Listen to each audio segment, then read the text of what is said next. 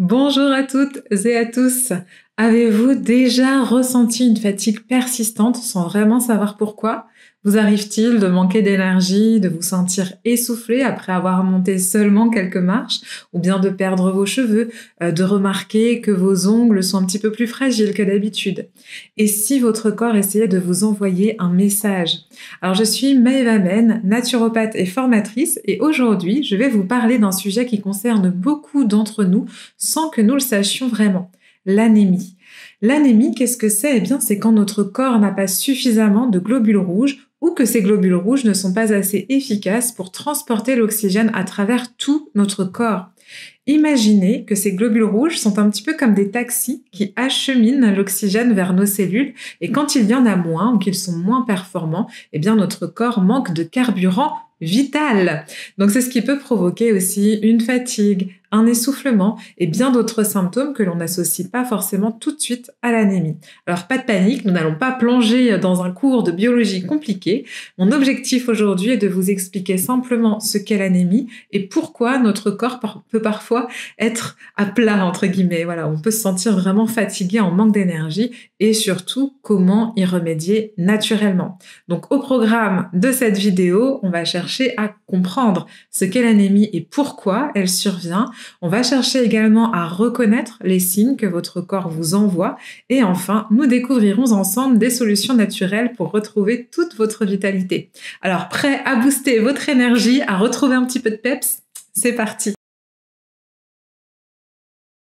Parlons un petit peu du fer, cet élément minuscule mais ô combien essentiel pour notre vitalité quotidienne. Alors non, je ne parle pas du fer qui compose les structures métalliques des gratte-ciel, mais bien du fer qui circule dans votre corps et qui joue un rôle clé dans votre santé. Le fer est principalement utilisé pour la production de globules rouges et de l'hémoglobine. Donc pour fabriquer ces précieux globules rouges, votre corps a également besoin de vitamine B9 et de vitamine B12. Si leurs niveaux sont bas, c'est un trio qui fonctionne ensemble, eh bien la production de globules rouges est compromise. C'est un petit peu comme essayer de cuisiner une recette sans avoir tous les ingrédients nécessaires. Ça fonctionne pas très bien. Il y a un fait intéressant, alors savez-vous que 80% du fer actif dans votre corps est contenu dans l'hémoglobine. En fait, les globules rouges, grâce à l'hémoglobine, transportent l'oxygène des poumons vers toutes les cellules de votre corps. Sans fer, c'est comme si ces globules rouges étaient des taxis sans carburant. Ça ne peut pas marcher, ils sont incapables de faire leur travail. Résultat, une oxygénation perturbée qui mène à une fatigue importante. L'oxygène, c'est notre premier aliment. Si monter un escalier vous donne l'impression de gravir l'Everest, le fer pourrait bien être en cause. Alors le rôle du fer ne s'arrête pas à l'hémoglobine puisque c'est également un cofacteur essentiel dans de nombreux processus énergétiques du corps. Le fer est par exemple nécessaire au bon fonctionnement de notre glande thyroïde, cette petite glande en forme de papillon qui est située à la base de notre cou. La thyroïde, c'est vraiment le chef d'orchestre de notre métabolisme, c'est elle qui régule la vitesse à laquelle notre corps utilise l'énergie. Quand il n'y a pas suffisamment de fer, la thyroïde a du mal à produire ses hormones essentielles. C'est un petit peu comme si elle manquait de piles pour faire tourner la machine. Les conséquences, eh bien, notre métabolisme, évidemment, ralentit. Dans ces cas-là, on se sent fatigué. On peut aussi vraiment avoir cette sensation de nonchalance, de ralentissement. Tout devient effort. On peut prendre du poids sans raison apparente et on devient plus frileux, un petit peu plus sensible au froid. Bref, notre corps fonctionne au ralenti. Et puis, à l'intérieur de chacune de nos cellules se trouvent des centrales énergétiques qui ont un nom un petit peu particulier qui s'appelle des mitochondries. Ces petites centrales énergétiques vont produire l'énergie dont nos cellules ont besoin pour fonctionner au quotidien. Eh bien, le fer est indispensable pour que ces centrales énergétiques fonctionnent correctement. Si on manque de fer, c'est comme si le carburant venait à manquer dans ces mitochondries, dans cette centrale énergétique, et donc la production d'énergie diminue. Résultat, on se retrouve avec une fatigue constante, comme si nos batteries étaient toujours à plat, même après une bonne nuit de sommeil. Le sommeil peut d'ailleurs même être un petit peu compliqué aussi quand il y a un déficit en fer. Et puis en plus de ces rôles majeurs, en fait, le fer participe aussi à la production et à la maturation de certaines cellules immunitaires. Donc il est lié à nos défenses, ce qui fait qu'un déficit en fer peut affaiblir nos défenses naturelles.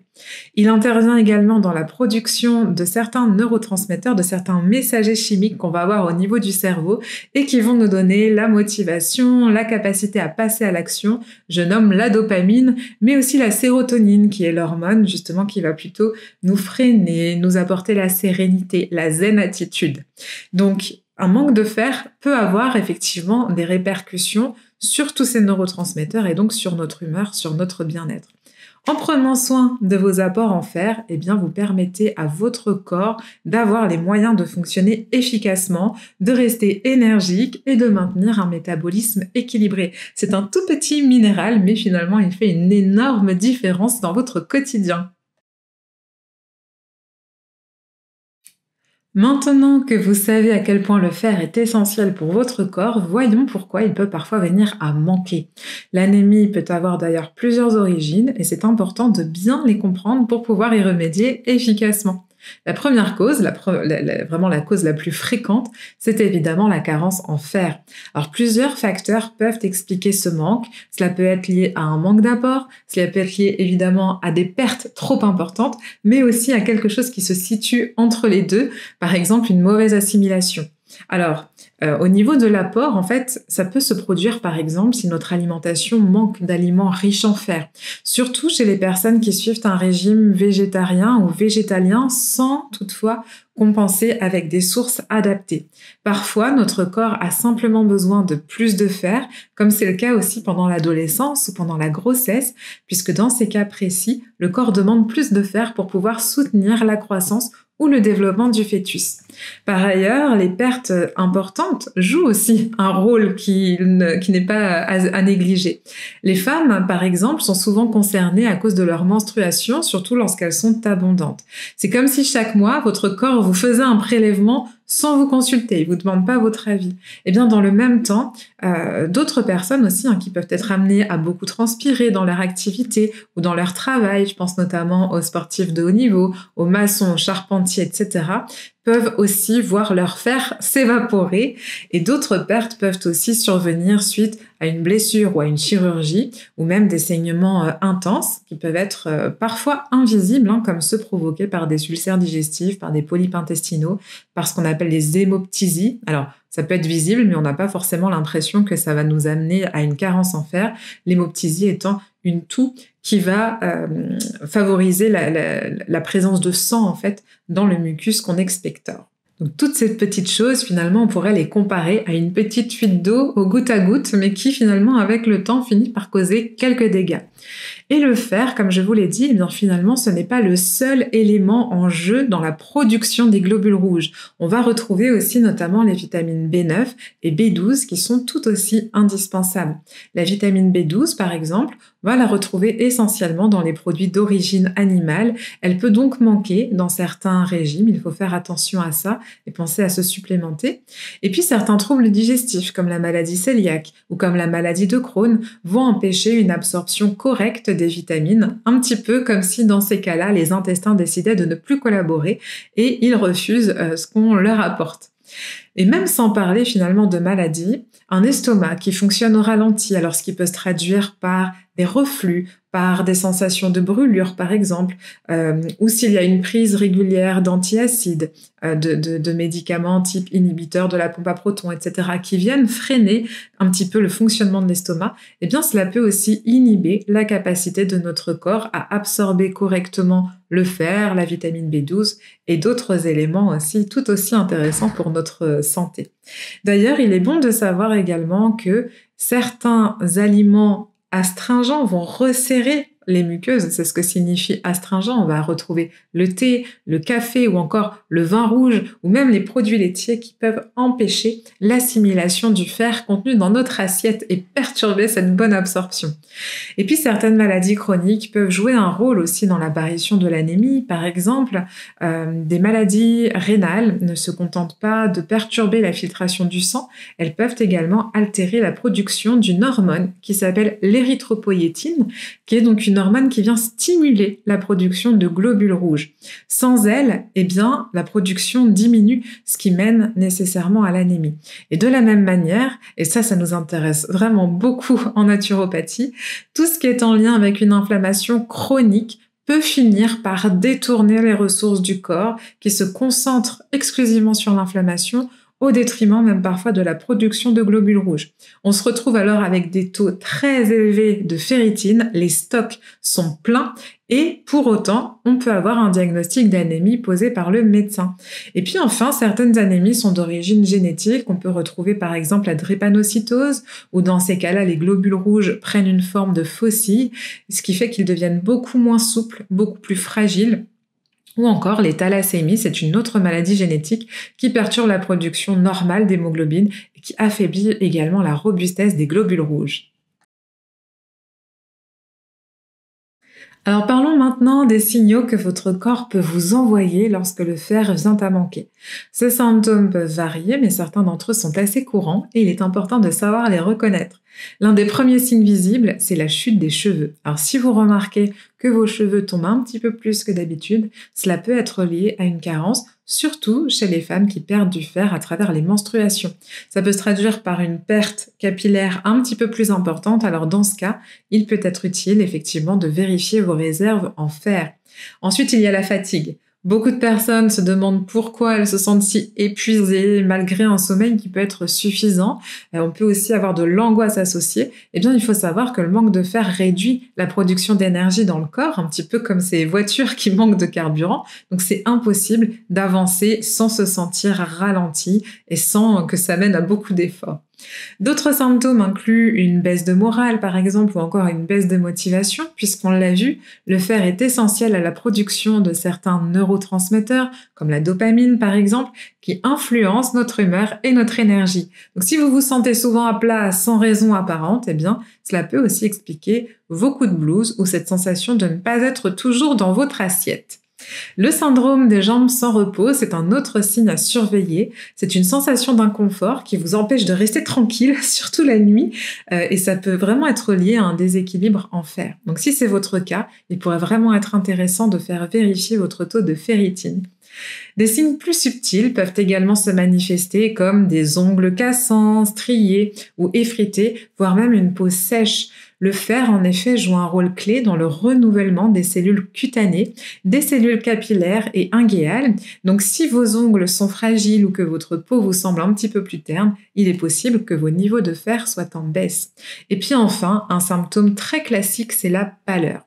Si votre teint devient un petit peu plus clair que d'habitude, voire transparent, alors surtout avec ce manque de lumière qu'on a eu cette année, bon, je ne sais pas quand est-ce que vous regarderez cette vidéo, mais en tout cas, au moment où je la tourne, c'est vraiment d'actualité. Eh bien, cela peut, en plus du manque de soleil, indiquer une diminution du nombre de globules rouges et donc un petit déficit en fer. Une baisse des défenses immunitaires peut également survenir, rendant votre organisme un petit peu plus sensible aux infections. Donc en résumé, on peut avoir des signes vraiment variés, mais ils peuvent tous nous indiquer un manque de fer. Donc si vous vous reconnaissez dans ces symptômes, n'hésitez pas à en parler à votre médecin car un bilan pourrait être utile pour faire le point. Et maintenant que nous avons passé en revue les signes et les causes du manque de fer, intéressons-nous aux solutions naturelles pour y remédier et surtout à la manière de prévenir ce problème. Alors l'une des clés pour éviter un déficit en fer, une fois qu'on s'est assuré de voir d'où venaient éventuellement les pertes, eh bien évidemment c'est de s'assurer que votre alimentation en soient suffisamment riches. Les sources de fer se trouvent principalement dans deux grandes catégories. On va avoir des aliments d'origine animale, mais aussi des aliments d'origine végétale.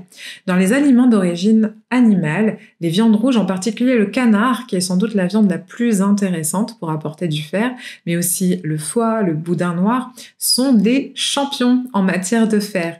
Ce type de fer est appelé fer héminique, il est beaucoup mieux absorbé par notre corps. Mais il y a aussi des aliments d'origine végétale qui peuvent être très intéressants, notamment les lentilles ou bien les épinards ou même la spiruline. Mais il y a une petite subtilité puisqu'en fait le fer d'origine végétale, qui est appelé aussi fer non héminique, est moins bien absorbé par l'organisme. Alors heureusement, il existe quand même des petites astuces pour améliorer cette absorption. Et parmi elles, on va retrouver l'association de ces aliments végétaux riches en fer avec de la vitamine C. Et c'est un excellent moyen d'optimiser l'absorption du fer. Un petit peu de jus de citron, par exemple, avec vos plats. Alors, après cuisson, bien évidemment, ça peut être aussi des herbes fraîches ou même quelques graines germées. Ça peut vraiment faire la différence. En revanche, comme je vous le disais, veillez à éviter le thé, le café ou le vin pendant le repas puisqu'ils vont bloquer l'absorption de fer. Certaines plantes peuvent également être d'un grand recours et certains compléments également.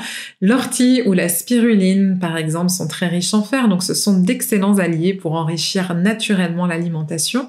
La lactoferrine, qu'on va plutôt retrouver dans les compléments alimentaires, c'est une protéine qui aide à beaucoup mieux absorber et à transporter le fer dans l'organisme, donc c'est vrai qu'elle est très intéressante et on voit souvent la différence quand on complémente en lactoferrine. Et puis quant aux suppléments en fer, privilégiez ceux sous forme de bisglycinate qui sont souvent beaucoup mieux tolérés, plus efficaces aussi, qui ne vont pas entraîner de déséquilibre au niveau digestif.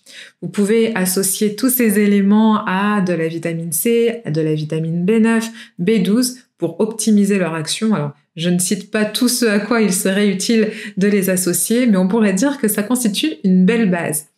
Attention cependant à ne pas jouer aux apprentis sorciers, puisque la complémentation en fer sans suivi peut parfois causer plus de tort que de bien.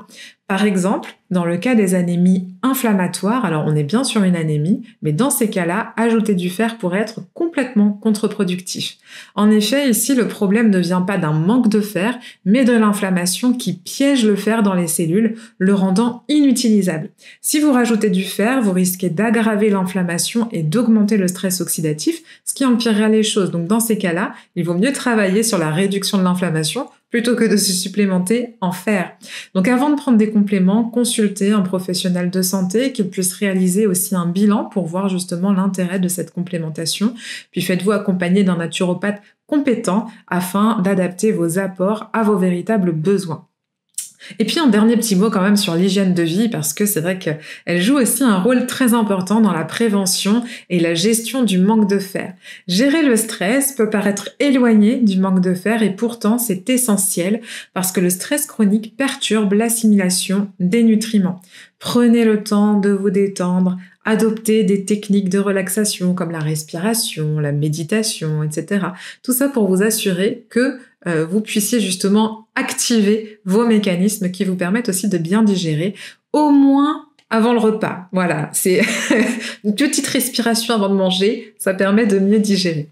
Un sommeil réparateur aussi est fondamental puisque pendant la nuit, votre corps se régénère et produit des globules rouges. Donc un bon sommeil, c'est comme recharger vos batteries à tous les niveaux.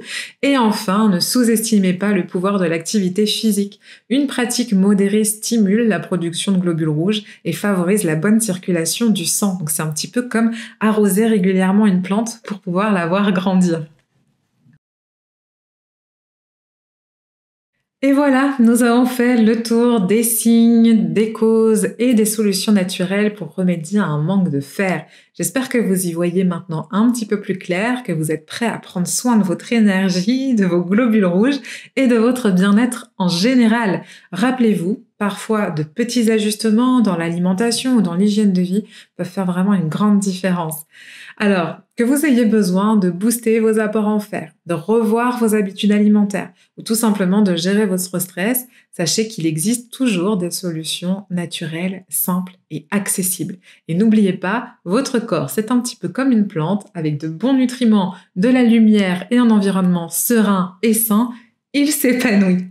Je vous encourage à partager cette vidéo autour de vous parce que le manque de fer, c'est un sujet qui touche beaucoup de monde et souvent sans qu'on s'en aperçoive tout de suite. Donc prenez bien soin de vous et à très bientôt pour de nouvelles astuces santé.